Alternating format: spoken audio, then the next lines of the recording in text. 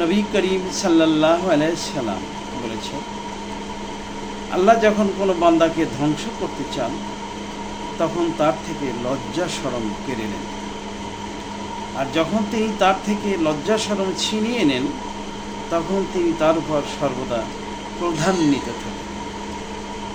সর্বক্ষণ তার উপরে আল্লাহর গজব থাকার কারণে তার অন্তর থেকে আমানত উঠিয়ে নেওয়া হয়। আর যখন তার আমানত উঠিয়ে নেওয়া হয় তখন তুমি তাকে চরম বিশ্বাসঘাতক ব্যতীত আর কিছুই পাবে না। আর যখন তুমি তাকে বিশ্বাসঘাতক ছাড়া আর কিছুই পাবে না তখন তার থেকে রহমত উঠিয়ে নেওয়া হবে।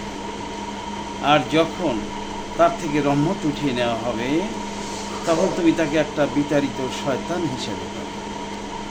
আর যখন তুমি তাকে অভিশপ্ত বিতাড়িত শয়তান হিসেবে পাবে তখন ইসলামের